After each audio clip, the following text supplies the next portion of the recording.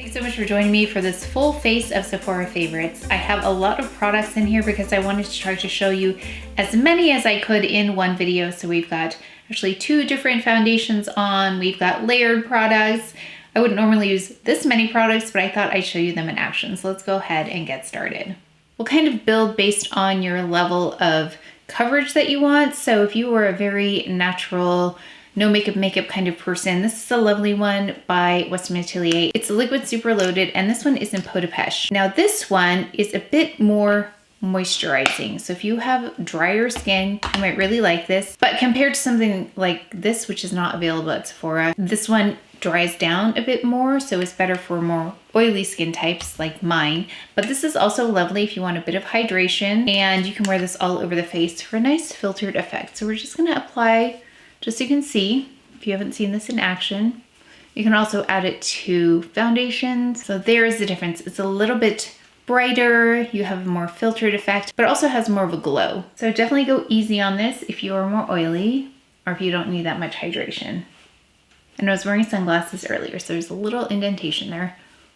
So you can go straight in with concealer, color corrector, and then powder, and then you can be all done. So for something that doesn't require SPF or a lot of coverage, I would definitely just do that routine. Go in with a couple of products if you want a little bit more coverage. I love a more natural look. This is the Armani Luminous Silk, and I have mine in 7.5. So we'll do half over here, and then we're gonna use another product over here. That way I can give you some options depending on the level of coverage you want and the type of product that you want. But this one's always consistent and is a nice color match. We're using the Shiseido brush here as well. Just a nice light layer to even everything out. Then on this side, we'll add the Hourglass Hydrating Skin Tint. And this one is in the shade 9. So my aesthetic is more natural, more skin-like, and it looks really nice in person. It may not look completely flawless on camera, but that's because I don't put on too much makeup. Flawless makeup on camera might not look super natural in real life depending on how it's applied. So I prefer a more natural skin-like finish. So we have a nice glow going there, especially because of that Western Atelier underneath. We're gonna go in with a concealer that approximates my favorite Chanel under eye concealer. This is the closest I find to something that appears and performs similarly. This is by HAUS Labs, and this is in the shade 22 Light Medium. And one of the advantages of this though is that it's in this kind of applicator versus the jar, which is the one I'm talking about is by Chanel. So this has a lovely peachy tone. We're gonna use my Pro Concealer 71 brush made specifically for the under eye area. This one needs to be cleaned, but I use this one all the time. Okay, and then for these dark spots, this is also a tried and true product. I've purchased this a few times. It's by Charlotte Tilbury. It's their color corrector, and it's in 2 medium. And I'm gonna use that for my dark spots here today. And we've got a number 57 Sephora brush. So these should be listed below with some images to help you find them a little bit easier.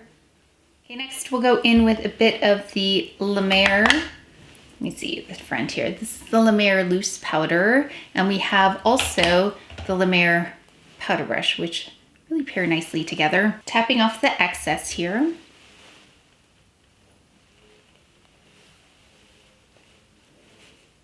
And then we're just gonna go in and finish with a powder that is a very, not old, but it's not new. And I like these smaller sizes in the Hourglass compared to even the standard size because I never go through the whole thing.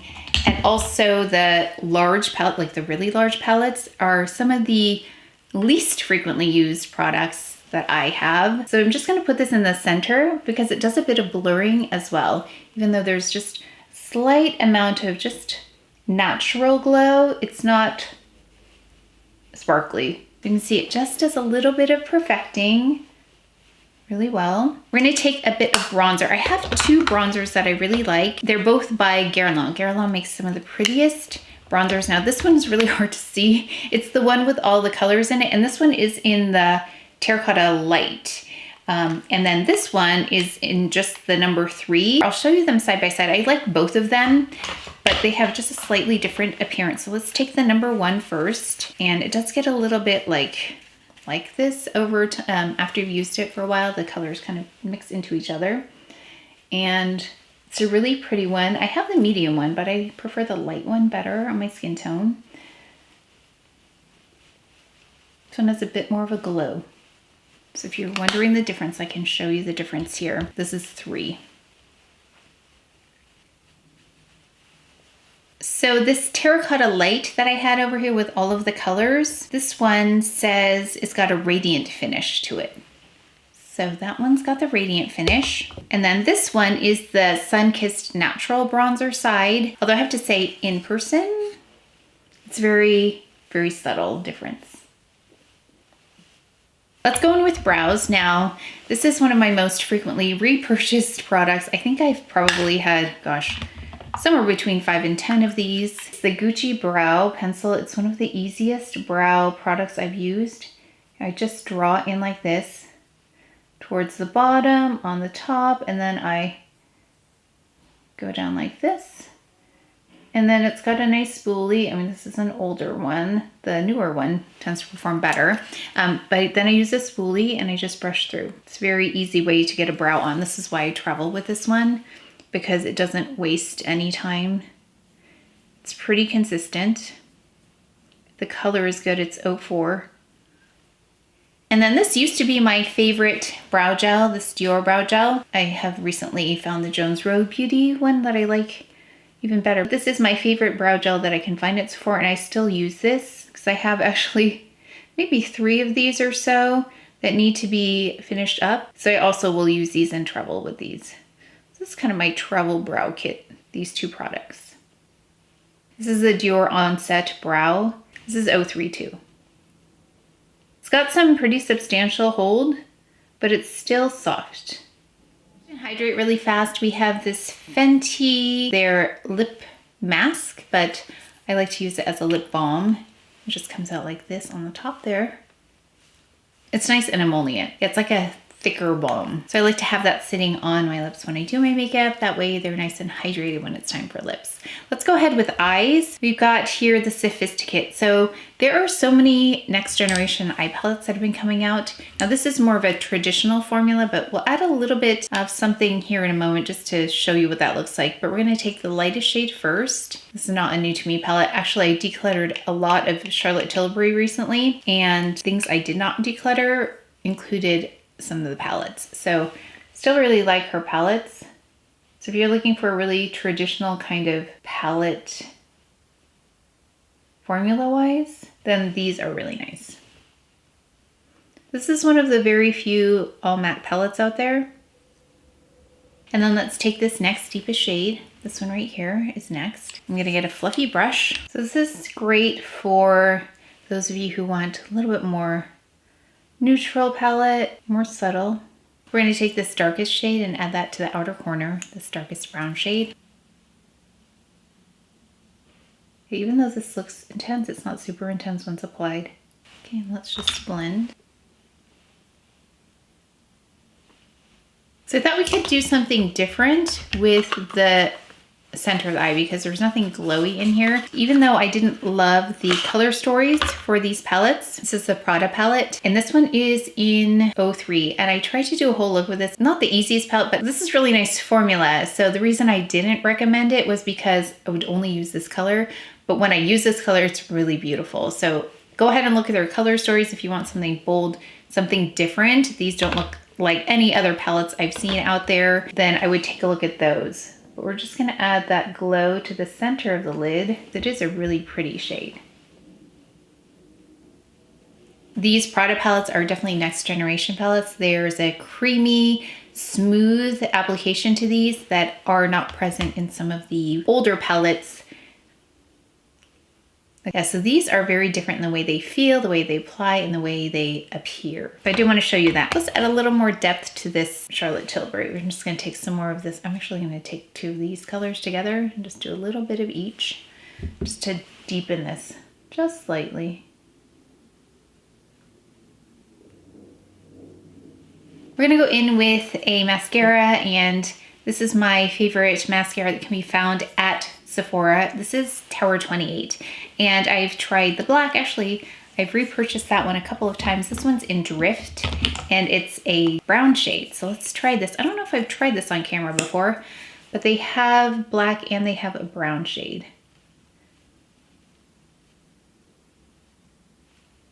I may have tried this once before on camera.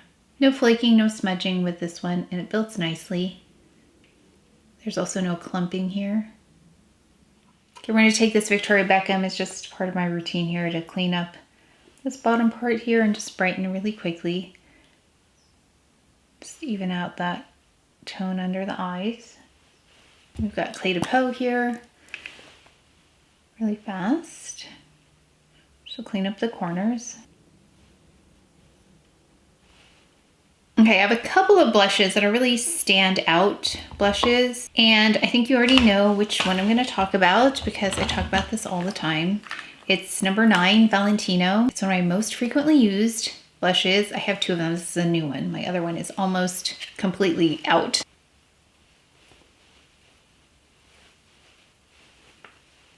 So this is the loveliest skin flattering blush. It helps color correct for me in the front. It just goes with everything, which is why I love it so much. It's versatile. I have had, let's see, 04 as well, but I really prefer 09.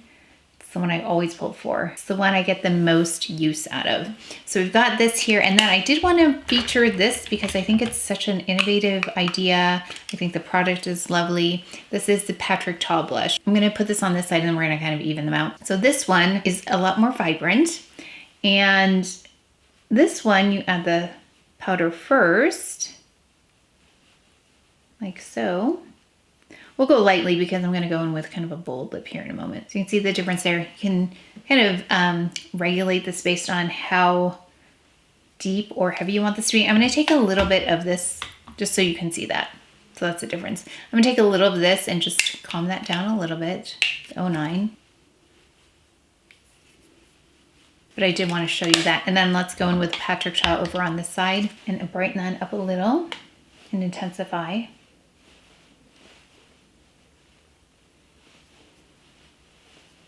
Then you take this side, which is a cream product, and you apply it on top because then that way you get less of a powdery, not that it looks powdery, but it's a more natural, creamy, very skin-like finish. So we're gonna take this and Hourglass brush. I'm gonna use that to apply the cream right on the top of the cheeks here.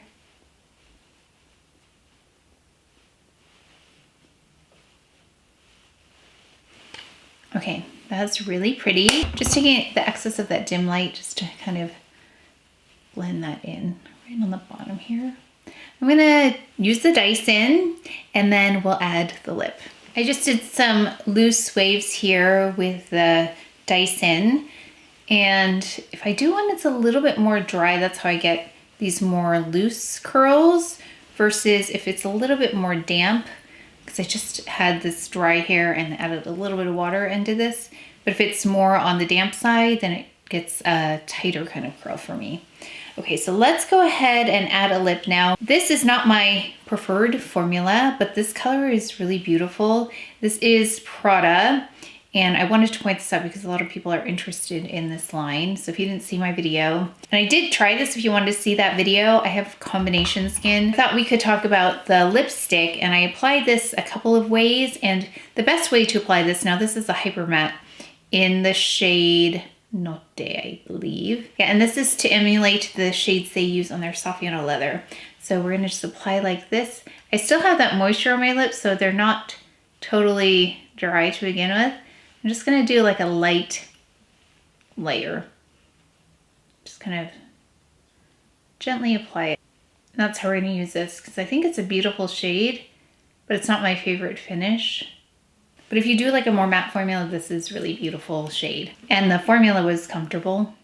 I hope that was helpful for you because we had quite a range of products that are not new to the market, like the Hourglass powder. So that one is not new at all. But then we had some newer items like the Prada items. So I hope that was a nice overview in case you were interested in any of those products. But let me know what else you're interested in seeing and what you're excited about for the Sephora sale. But that's it for today's video. So please take care of each other. Stay well if you enjoyed this video. If you learned something, please give it a thumbs up, subscribe, and I will see you next time.